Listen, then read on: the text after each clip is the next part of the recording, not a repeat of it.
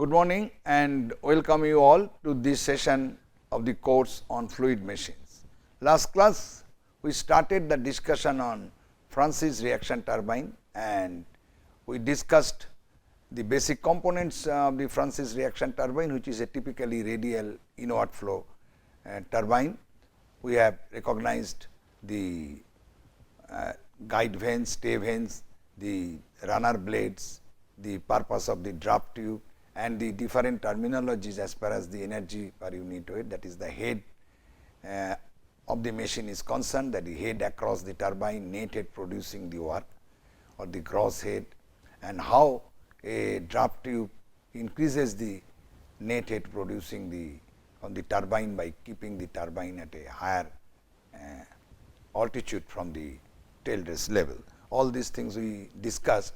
Now, we will analyze the force on the runner blade of a turbine and how expressions for power developed and the blade efficiency, hydraulic efficiency. So, to start with, I will again refer to this figure to know, though this is a very simple figure in a two dimensional plane. Let us consider this figure. Now, the turbine, the runner of the Francis turbine, you see these are the runners of the Francis turbine. These are the shape is little bit complex as compared to the runner of a Pelton wheel. Now, see the fluid flows in this direction. This is the direction of the fluid flow. That fluid enters like this and then flows within the blade passage. So, at inlet the flow is mainly have components in radial direction and tangential direction. But while it comes out of the runner, the flow becomes purely radial. I will be telling the reason behind it, and at the same time the passage is a converging passage. And as the flow takes place through the runner, the tangential and radial flow ultimately is being converted to a radial flow, and the flow area, the cross sectional area of the flow converges, and this is the height of the runner blade. So, flow takes place like this. If we consider this as the horizontal plane, is a vertical shaft Francis runner, the flow takes place like that. So, at the outlet of the runner, the flow becomes purely radial and then it takes a 90-degree turn, and in the vertical plane, that is the parallel to the axis of this shaft, that is the axial direction, it is bent. That means, this takes a 90-degree bend and then it flows through the draft tube to the tail race. Now, at the exit of the runner, the flow has to be radial because of the two things. One is that the runner, as you know, the discharge from the runner is a waste through the, though we have a draft tube which reduces further the kinetic energy, but kinetic energy at the runner also has to be kept minimum. At the same time, we have seen that the cavitation not to occur, the velocity at the runner inlet, if you see at the runner outlet or inlet to the draft tube has to be low. If you see the earlier equations, then you will see there is likelihood of cavitation if the velocity at the inlet of the draft tube or at the runner outlet is high. So, therefore, to keep the velocity as minimum as possible at the runner outlet, to keep the kinetic energy out the outlet minimum, and also to avoid cavitation, we design the blade in such a way that the fluid velocity becomes minimum, and that can be achieved provided the velocity becomes purely radial. That means, the absolute velocity is in the direction of the radius, becomes radial. There is no tangential component of the absolute velocity of the fluid at the runner outlet. So, runner is designed this way. So, with this concept in the background, let us draw a Francis runner blade. That means, if this blade, this is the blade and this is the height, for example, the height of the blade, which also varies from inlet to outlet. I will explain afterwards that this increases from inlet to outlet, the height of the blade. However, if this is the height of the blade, that means, if we take a cross sectional view like this from the top, if we see the blade, well, the flow enters at a higher radius, radial location and comes out the lower radial location, and if we take the sectional view from the top, a blade looks like this. A blade looks like this. If you see a blade This is the typical blade shape, and this direction is the tangential direction. Tangential direction, tangential direction, tangential direction. Okay. That means this is the direction of the rotor speed u. Now, let me first draw the velocity triangle at the outlet. So, the radial velocity will be gliding along this, will be having the same angle as that of the blade at the outlet, and as I have told, the outlet velocity will be purely radial. There will be no tangential component. This is V2, and if this is V2, so this is VR2 and this is U2. 2 is the section at the outlet, and this velocity triangle I told you earlier that VR2 is nothing but the difference between V2 and U2. Therefore, V2 is VR2 plus U2. So, VR2 plus U2 gives you the V2, and V2 is purely radial. It does not have any tangential component of velocity, and it can be written as equal to Vf2. This is the nomenclature we use for the radial component of flow velocity, which is known as velocity of flow, Vf2. Now, at the inlet, the diagram will be like this. This is the, again coinciding here, another thing I like to tell you, that the angle the relative velocity makes with the tangential direction, let it be beta 2, which is the blade angle at the outlet. Similarly, one can draw the velocity diagram at the inlet like this. This is U2, this is U1, this is VR1, rather VR1, and this is V1. Okay. Here also, if you write, you will see that VR1 is equal to V1 minus U1. So, that V1 U1 plus VR1 is V1, U1 plus VR1 this way.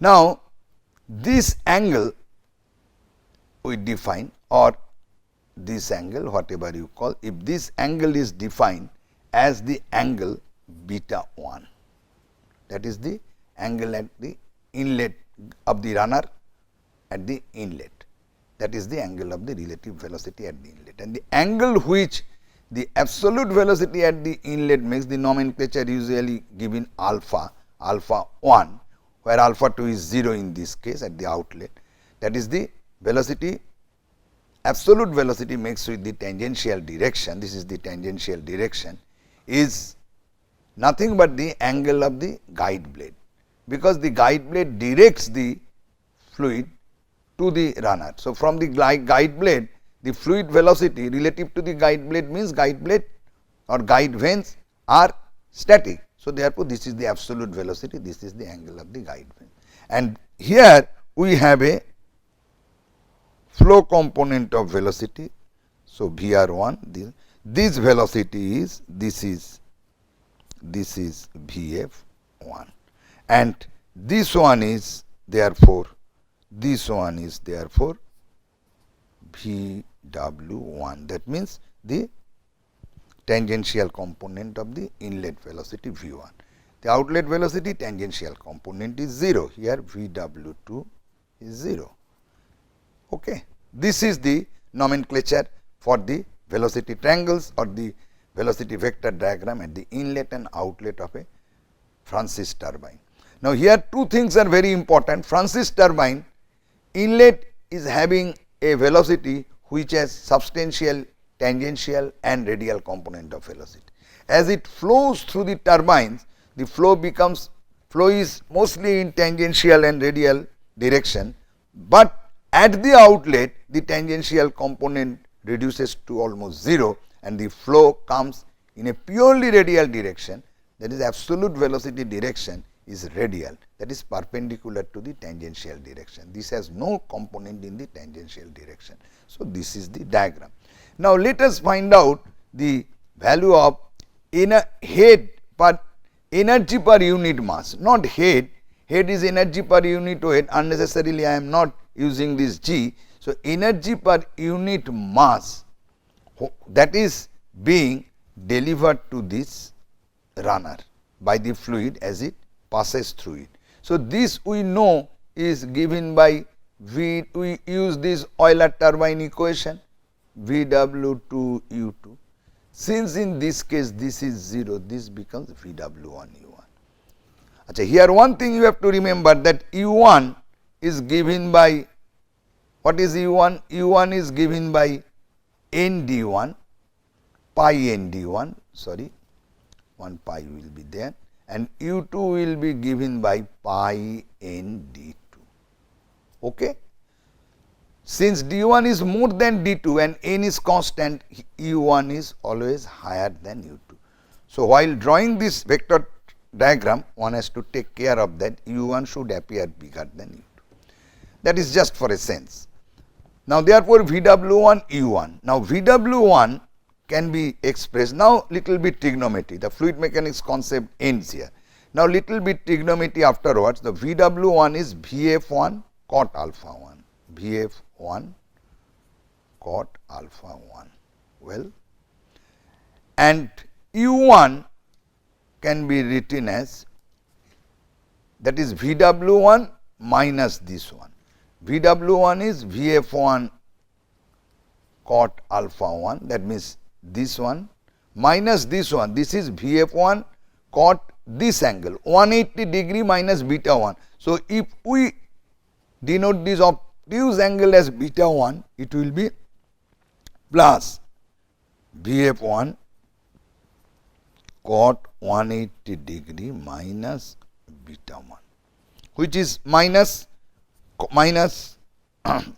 sorry, which is minus. So, minus minus, this will be plus. So, this will be cot alpha 1 plus cot beta 1. So, this is U1. U1 can be expressed from this trigonometry, triangle geometry, U1 like that, VW1 like that. So, therefore, we can write E by M is equal to VF1 square cot alpha 1 into cot alpha 1 plus cot beta 1. Cot alpha 1 plus cot beta 1, that is the energy per unit mass. This we can denote as small e, that is being delivered, that is VF1 square cot alpha 1 into cot alpha 1 plus cot beta 1. This is the head, not head, energy per unit mass, head is energy per unit weight delivered, VF1 square cot alpha 1 plus cot beta 1. Now, here we define a blade efficiency eta B as this energy delivered, that means this energy delivered to the rotor divided by the input energy. Now, here input energy is not the kinetic energy, that is the concept. Earlier in Pelton wheel, the input energy to the runner or the rotor is the kinetic energy of the fluid, because pressure throughout was the same, that was the atmospheric pressure. But here there is also a pressure energy or the static head which changes during in course of its flow. So, therefore, we cannot find out straight away from that concept that V1 square by 2. So, we have to know the pressure energy or pressure head or static head at the inlet to this runner. So, this is rather expressed in this way. This is the energy per unit mass delivered plus the energy which is lost here, that is V2, V2 square by 2, that is related to V2, that means V2 square by 2. And since V2 is equal to Vf2, I can write Vf2 square by 2. That means this is what? This is this energy delivered to them, and this is the energy lost or energy given out or discharged from the runner. So, this energy is added to get the input energy. Okay. So, the input energy has to be found from this equation. So, if you do that, Now, if you write that, then and if you just put this value, you get eta b equals to, now if I write Vf 2 square first plus 2 Vf 1 square cot alpha 1, this one cot alpha 1 plus cot beta 1, that means 2 e plus Vf square, numerator will be 2 e, that means 2 Vf 1 square cot alpha 1 plus cot beta 1. Well, now another concept here we have to take, that in this type of reaction turbine, Francis turbine, Vf1, that is the flow velocity at inlet, is equal to the Vf2. So, the flow velocity at inlet and outlet is made same and they are made uniform, the flow velocity. If we assume this Vf1 and Vf2, so that the change of momentum in the radial direction is 0. So, to have this, the flow velocity in the radial direction, that means Vf1 and Vf2 are kept same. So, if we substitute this Vf1 is equal to Vf2, then this will be cancelled out, and if you make a little rearrangement, then we can write eta b as 1 minus 1 by, just a rearrangement, 1 plus 2, simple rearrangement, cot alpha 1 plus cot beta 1. Well, so this is the final expression of the blade velocity in terms of the guide vane angle and the blade angle at the inlet, 1 minus 1 by this. So, it is not necessary that you have to remember this formula at all, no need, but you must know how the things are being derived and the concept that is used for defining this thing. Blade efficiency means the runner efficiency, the wheel efficiency.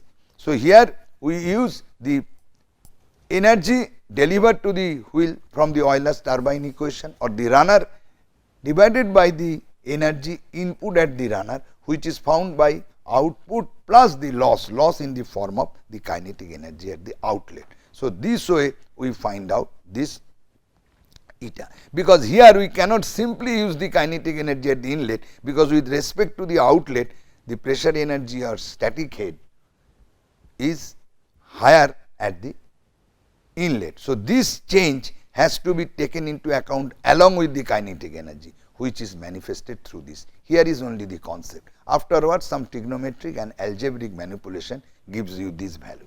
Now, usually the value of beta, that means beta 1, that means the angle of the relative velocity at the inlet or the blade angle at the inlet lies between 45 degree to 120 degree. The value of the guide vane is lying between 10 degree to 40 degree. Now, another important concept is that since Vf1 is Vf2, now we can write Vf1 is pi d1 b1 equals to pi d2 b2. Now, what is b2? b1, b2 are the width of the runner or the height of the runner. This is depending upon its configuration. For a vertical shaft runner, this b is the height of the runner, and pi db represents the flow area. Let us see this way, that here this is a runner. Let us consider this is a horizontal plane, this is the runner blade. So, this height is b. So, flow velocity, that normal area to the flow velocity is pi d times this height. Okay. So, d into b, therefore, in case of a turbine whose shaft is horizontal, turbine is in a vertical plane, this b is the width. So, pi db represents the flow area, pi d1 b1 is flow area, that is the area, cross sectional area normal to flow velocity at inlet and that at outlet. So, Vf1 is this, I am sorry, and Vf2 is pi d2 b2. First line we should not write this, since Vf1 is Vf2. So, pi d1 b1 is equal to pi d2 b2. So, therefore, d1 b1 is equal to d2 b2. Now, since d1 diameter at the inlet is higher than d2, so b1 is smaller than b2. That means, the width or height goes on increasing in the direction of flow. That means, from inlet to outlet. That means, if you just think the height of the runner is small here and it goes on increasing at the outlet. So, that the flow velocity remains same. To make the flow velocity remain same, flow velocity is not this, actually it is q dot by this, I am sorry, q dot by this pi d1 b1. I can write separately, that is why this problem is there.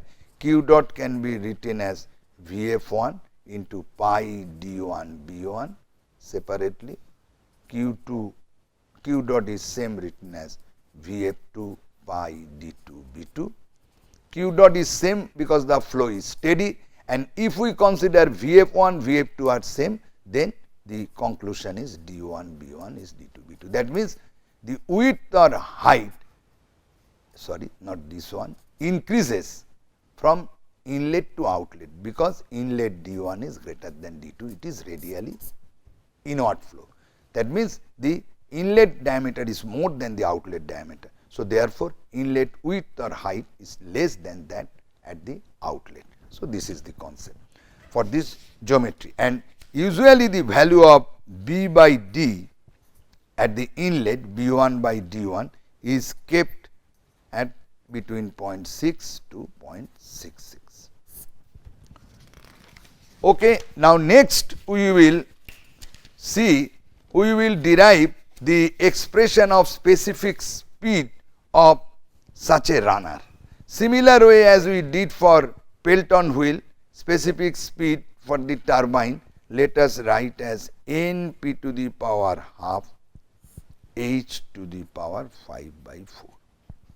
Now, P can be written as rho q dot g h in terms of the hydraulic efficiency. So, this is the head available, flow rate rho g and h is the head available. That means, this is the total power available times the hydraulic efficiency is the power delivered.